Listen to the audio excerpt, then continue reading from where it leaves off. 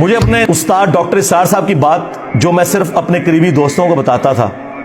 اب میں پبلکلی بھی آپ کو بتاتا ہوں، وہ یاد آئی۔ وہ اکثر اپنی ویڈیوز میں کہا کرتے تھے کہ جو شخص بھی رسول اللہ کے پیٹرن پہ دعوت شروع کرے گا صلی اللہ علیہ وآلہ وسلم، نبی صلی اللہ علیہ وآلہ وسلم کی ختم نبوت کی برکت سے ان کا پیغام ان کی امت تک پہنچائے گا، اس شخص کو ان تمام حالات و واقعات سے گزرنا پڑے گا جن سے رسول اللہ کو گزرنا پڑا صلی اللہ علیہ وآلہ وسلم۔ اگر اس وقت عبداللہ ابن ابی منافق تھا نا، تو ہماری اس دعوت میں بھی عبداللہ ابن ابی کی طرح کے منافقین آئیں گے۔ فرق صرف یہ ہے کہ ہمیں چونکہ وحی کی تائید حاصل نہیں، ہم کسی کو منافق نہیں کہیں گے، ہم مسلمان اسے کنسیڈر کریں گے، مر جائیں گے جنازہ بھی پڑھیں گے، دعا بھی کریں گے ان کے لیے۔ اگر رسول اللہ کے مقابلے پہ ابو جہل تھا، ہمارے مقابلے پہ بھی ابو جہل آئیں گے۔ اگر رسول اللہ کے ساتھیوں میں دلیر لوگ تھے، ہمارے سٹوڈنٹس میں بھی نبی صلی اللہ علیہ وآلہ وسلم کی ختم نبوت کے مجاہد دلیر موجود ہوں گے۔ اگر وہاں پہ کوئی کمزور لوگ تھے تو یہاں پہ بھی موجود ہوں گے۔ وہ سارے کے سارے حالات و واقعات وہ آپ کو یہاں پہ نظر آئیں گے۔ میں تو پریکٹیکلی وہ ساری کی ساری دعوت جو ہے نا، وہ عمر سیریز میں جو انہوں نے فلمائی ہے، میں وہ انجوائے کر رہا ہوں۔ میں پن پوائنٹ بھی کر سکتا ہوں کہ ہماری اس دعوت میں عبداللہ ابن ابی کون ہے، ابو جہل کون ہے، لیکن پرسنل ہونے کی ضرورت نہیں۔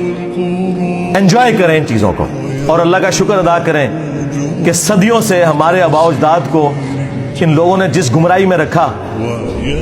وہ تو بےچارے جہاں گئے یا گئے،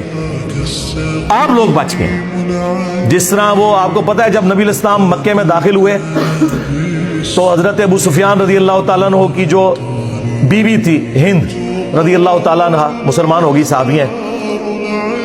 تو انہوں نے کس طرح وہ بت گرائے اور پھر وہ روئیں، اور انہوں نے کہا کہ مجھے سمجھ نہیں آ رہی کہ میں اس بات پہ روؤں کہ میں اپنے باپ اور بھائیوں کے قتل کا بدلہ محمد سے نہیں لے سکی، یا اس بات پہ روؤں کہ میرے باپ اور بھائی نبی صلی اللہ علیہ وسلم کی مخالفت کرنے کی وجہ سے جہنم کی آگ میں جل رہے ہیں۔ اس وقت تو حق کھل گیا ان پہ، لیکن اس سے پہلے وہ نبی صلی اللہ علیہ وسلم کی دشمنی میں آپ سے بدلہ لینے کے لیے اپنے باپ اور بھائیوں کا تیار بیٹھی تھی۔ اللہ نے قسمت بدل دی۔ آپ بھی ان کی طرح اس چیز پر خوش ہو کہ ہمارے آباء و اجداد جہاں بھی گئے وہ اللہ کے سپرد، لیکن کم از کم اللہ تعالیٰ نے ہمیں اور ہماری آنے والی نسلوں کو